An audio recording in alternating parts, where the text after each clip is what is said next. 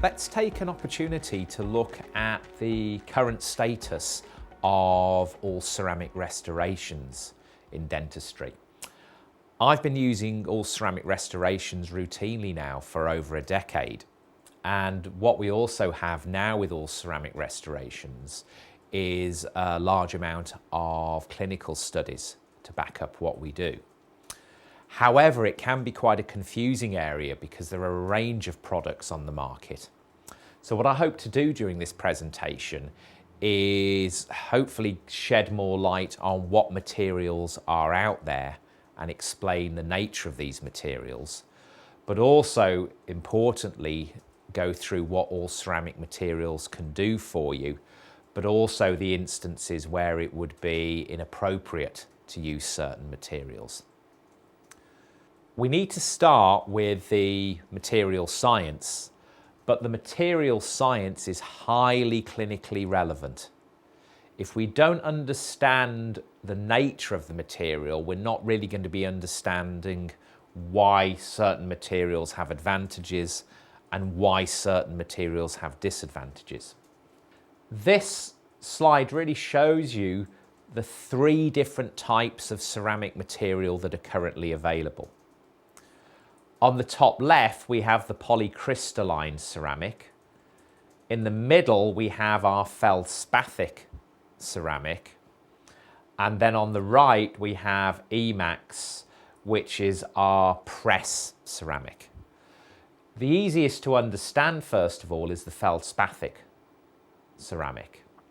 That essentially, at the end of the day, would be the ceramic that you would traditionally put on top of metal ceramic restorations.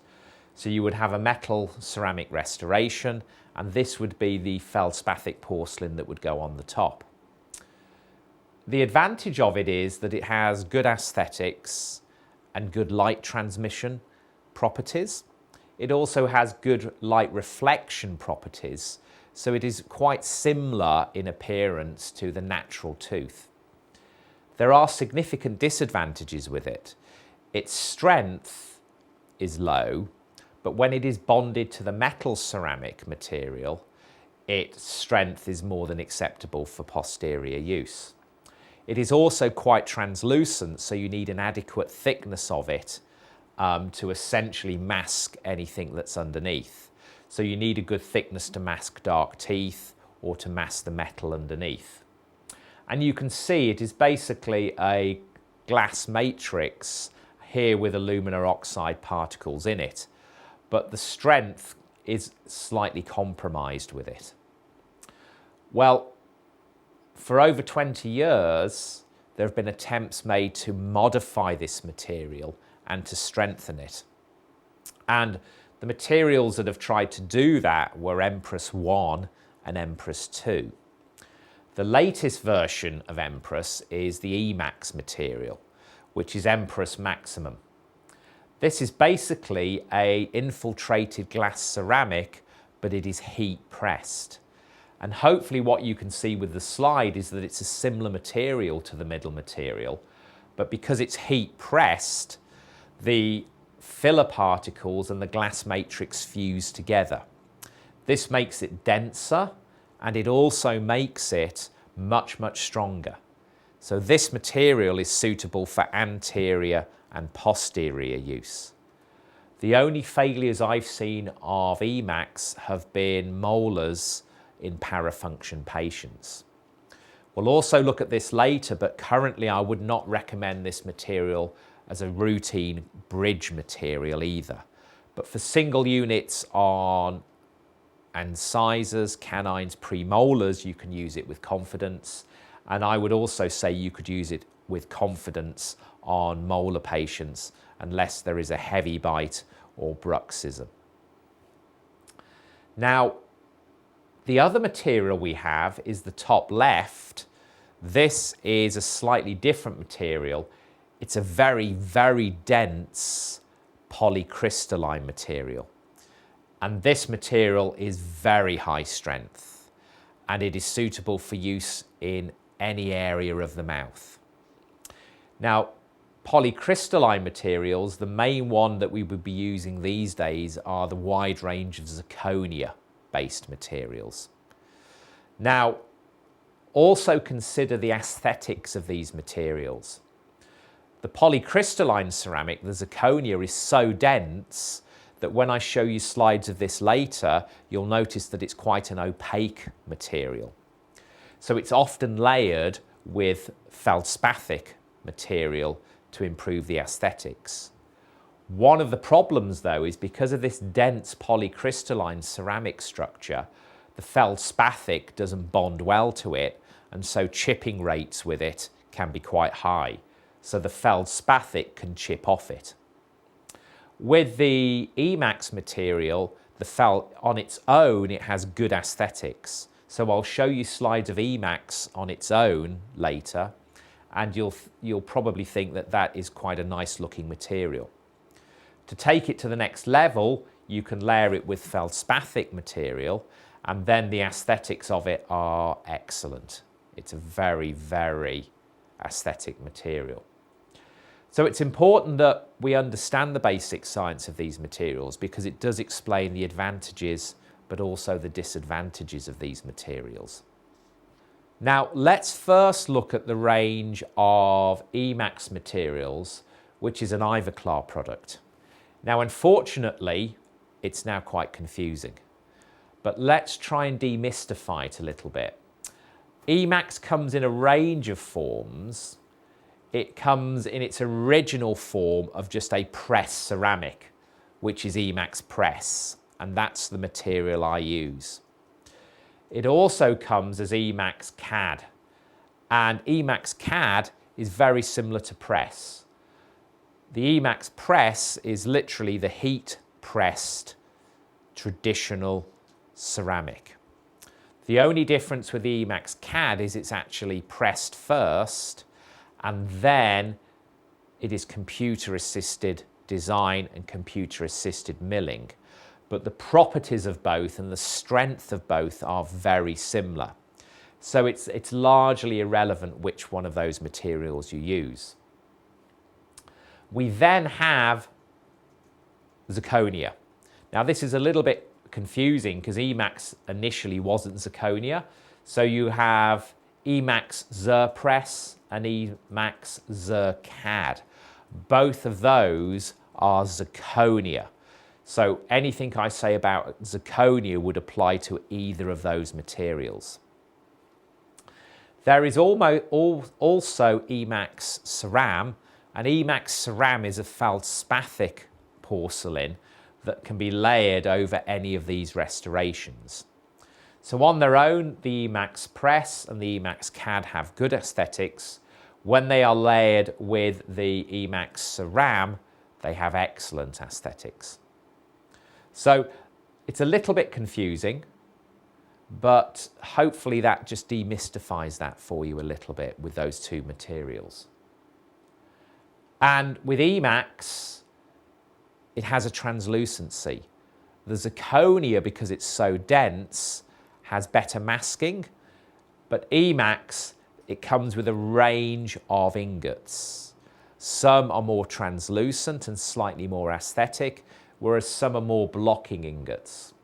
So the most crucial thing with Emax is that you need to specify to the lab what the core shade of the tooth is. So top right, we have a very dark, non-vital tooth. And on the lower right, we have a dark tooth, but it also has a metal post. For both of these cases, you would need a more opaque blocking ingot. And so it's very important that you give the lab that information so they select the appropriate ingot. The best way to do that is often with a photograph, or make it very clear to the lab what the shade is of the core. If you don't do this, the lab will often select a more translucent block, and then you'll have greying when you cement the restoration because you'll get show through of the underlying material. Well, let's have a look at the aesthetics of Emax when it's layered with the feldspathic E-Ceram. And this is a post-orthodontic missing lateral incisor case. So we are going to undertake tooth whitening on the case, and tooth whitening can often be appropriate because majority of patients want lighter teeth. So ask the patient at the start of the treatment whether they would like tooth whitening. What you don't want is to be coming towards the final stages of the treatment and then the patient then informs you that they want tooth whitening. So undertake tooth whitening, and remember that will often bring you into the B hues. So if you have a B shade hue, it is often easier to match, and this case was essentially a B1. So what do we have here? Well, we have a titanium abutment and it has a gold coating on it, and that is a titanium nitride coating. The gold gives you warmth. So for moderate gingival biotypes, so for a moderately thick gingival biotype, this is appropriate. If it was a very thin gingival biotype, we might consider using a zirconia abutment. However, use zirconia abutments with care because the bite forces in the mouth are actually sufficient to break zirconia abutments. And over the years, I've been referred a number of cases where zirconia abutments have fractured within the implant and they're very difficult to remove. So I would use zirconia abutments on thin gingival biotypes where you can see the metal coming through from the implant head or a probe, or patients who are prone to recession. Otherwise, in the aesthetic zone, I would use a gold shaded abutment. Now, what we have here is an Emax press crown with the Emax ceram on top. And what we can see is good surface texture, translucency. The neck of the tooth is about half a hue darker. And we also have, because the patient had some fluorosis specking in the crown. And what this gives you is a really aesthetic looking crown. This is the first material that really looks like tooth. And I've been using this material now for over 10 years, for over a decade, and I'm very impressed with the aesthetics of it. So if we look at the restorations in the mouth, you can see that these blend seamlessly with the rest of the dentition. But look at the light properties. Look at the way it reflects the light and absorbs the light, and these basically look like natural teeth. Also, you can see that the gingival response is very good, and with the gold shaded abutment, you have no show through of the abutment. And so the patient was delighted with this result. And this is a case I treated over 5 years ago, and it is still stable. It still has an excellent aesthetic result. The beauty of the Emax, though, is that you can use it in its press-only form. Now, in its press-only form, the aesthetics are lower, but still very good. So what we have here is a very compromised patient. It's an elderly patient. He has a metal ceramic bridge upper right 1, 2, 3. And then on the left, he has failing composites on the upper left 1 and the upper left 2. And we can see that his OVD is collapsing. He has an element of parafunction at night. Now, ideally, with this case, you would want to rehabilitate him, increase the OVD, restore the canine guidance. However, he's a very elderly patient who wishes to avoid that. So because he's compromised, what we are going to do is use the Emax on its own. So this could be Emax Press or Emax CAD. And what you have is a very high strength material with no feldspathic. Because there's no feldspathic, there's a much lower risk of the porcelain chipping, the feldspathic chipping off. And so look at the preparations. This is one of the things that I like most about all ceramic restorations, is look at the preparations for the crowns. They are still largely in enamel. If we look at studies on rates of pulp death can range from 8% up to in their 20s. However, if you imagine here that we haven't even gone through into the dentine, there should be no risk to the pulp here. Also, we're preserving tooth structure, so the chances of the patient ever coming in holding the crown with the tooth inside or the core material are negligible. And then we also have a very thin but very strong material on top. Note the aesthetics. There is a degree of translucency to this material.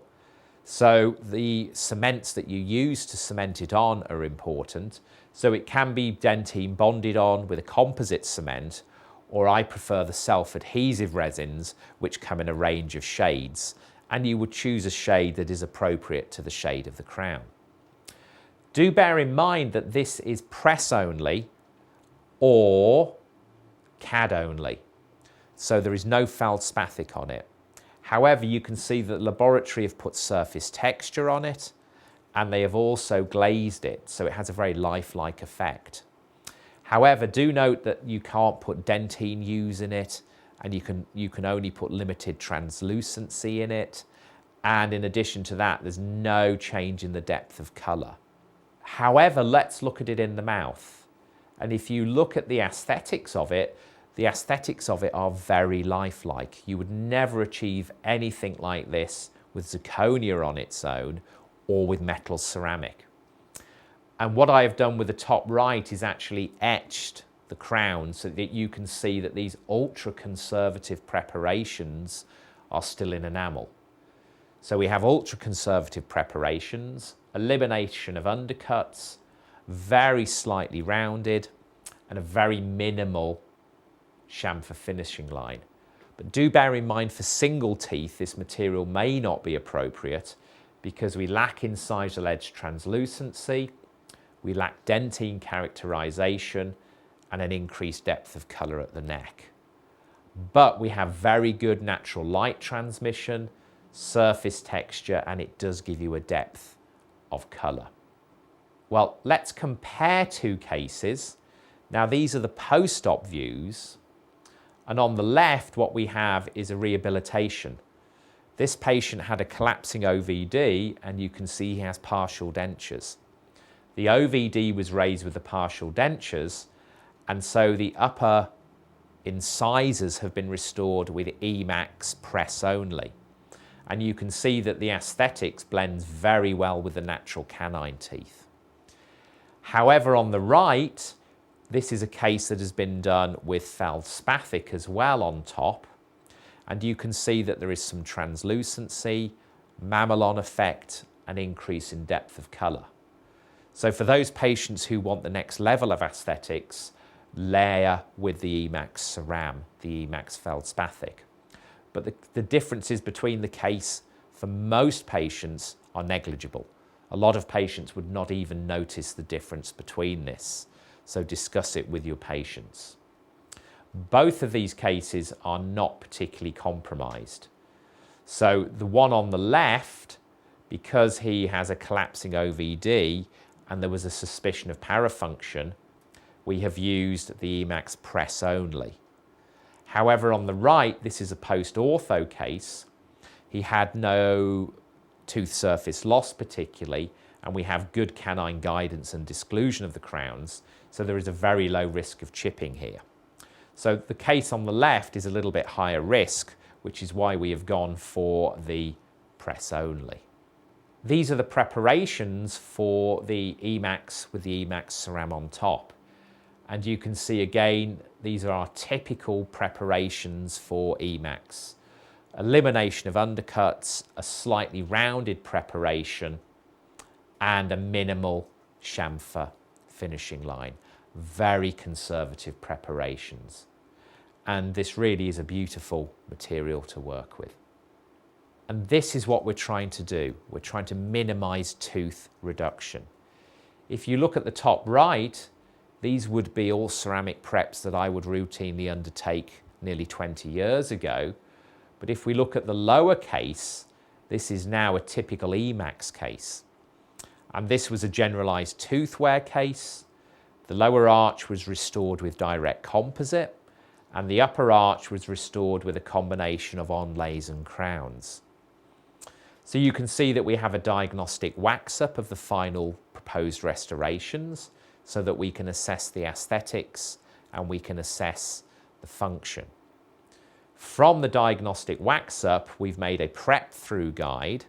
So we take a silicon index of the wax-up and then apply to the teeth a brisacryl material, a temporary crown and bridge material. And so we have biological control of our tooth reduction. So we are undertaking the most minimal tooth reduction that we can. The bottom left shows you the final crown preparations, which again are ultra conservative. And then the bottom right shows you the final smile, which is a significant improvement in terms of aesthetics, but the biologic cost is low.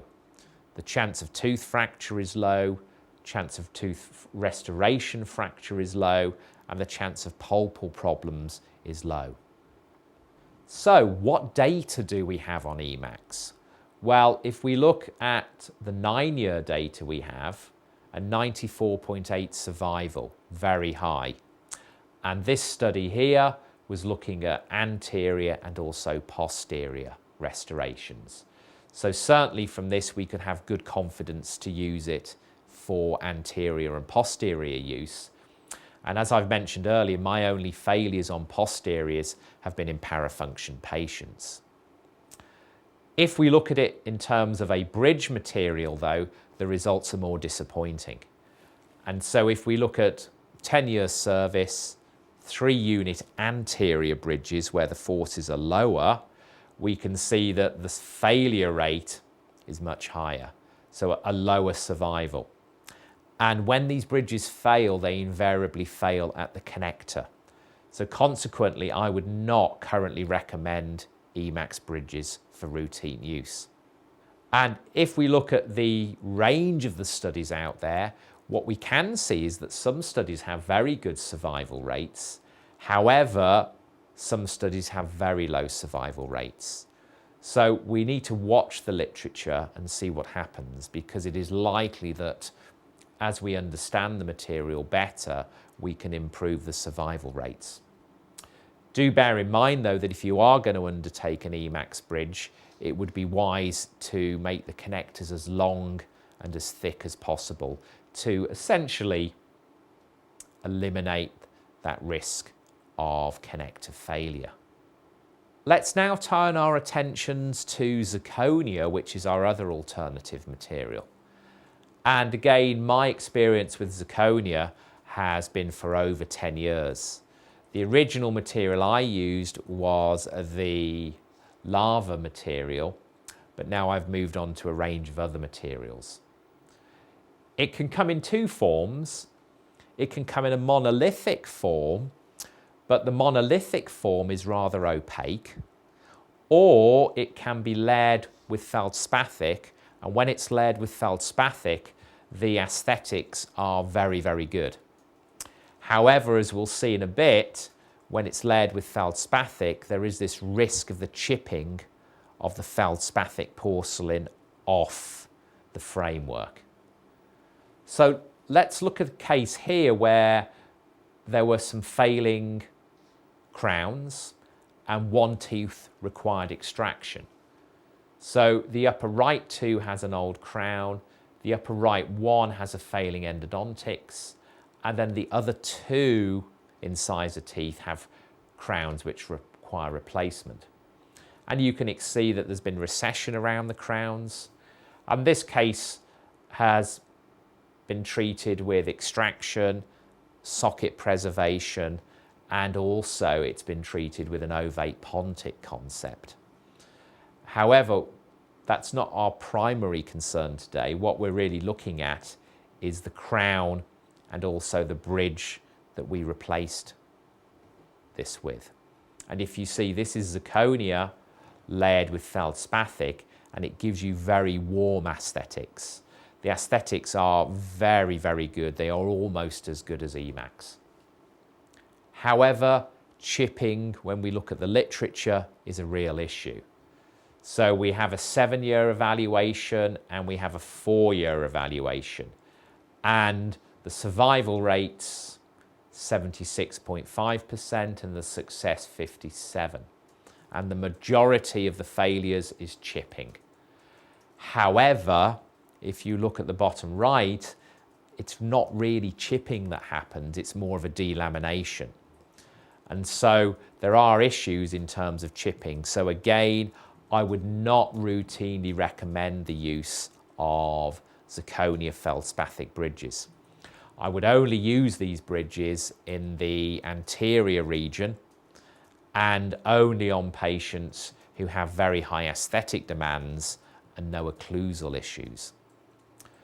If they are a parafunction patient, this material would probably not be appropriate, and it would not be appropriate in the posterior regions. So my preferred aesthetic material would be a gold bridge with feldspathic over, or a metal ceramic bridge.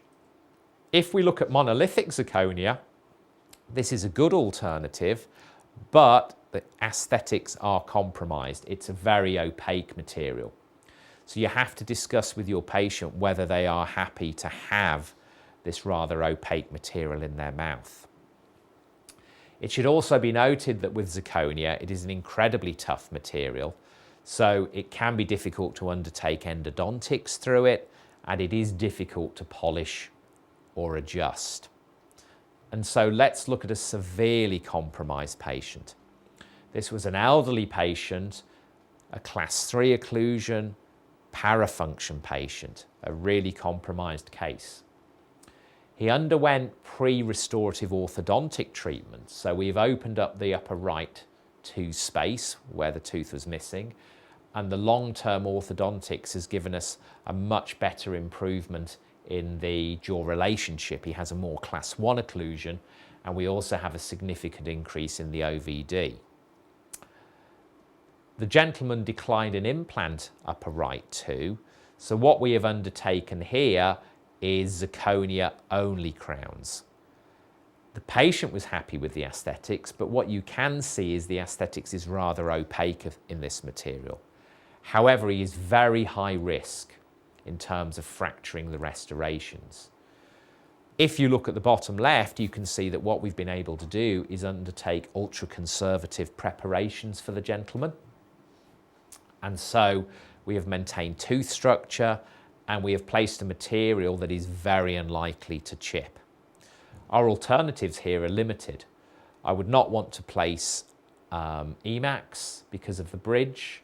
I would not want a zirconia with feldspathic bridge because of the risk of chipping. So our only alternative would be metal ceramic or gold ceramic. However, this would be much more destructive to the teeth. But if you are going to undertake these restorations, it's important that the patient understands the limited aesthetics. And this is one of the more translucent zirconias that is available at the moment. So in summary, what can we say about the current status of all ceramic restorations? Well, certainly Emax Ceram feldspathic is a very, very aesthetic porcelain. So when that layers over Emax press, you can have a very, very highly aesthetic anterior unit. And that would be my preference for single anterior units, would be press Emax with the Emax Ceram feldspathic on top. Is Emax suitable for posterior units? Yes, but do take care with patients who are parafunction. And certainly I would not currently recommend Emax for routine use as bridges. What about zirconia? Well, mill-only zirconia has very high strength, but low aesthetics. Finally, can we layer zirconia to improve the aesthetics? Yes, we can, but there is this risk of chipping. So both these materials, very, very useful, but certainly there is still a role for metal ceramic bridges, particularly in posterior areas, and also the use of gold ceramic bridges in posterior units. So I hope you found this presentation useful, and I hope it demystifies ceramics somewhat for you, and I also hope that it helps in your choice of ceramic materials, so that at the end of the day what you can do is select an appropriate material that is both tooth preservative but also at low risk of complications in the long term. Thank you for your attention.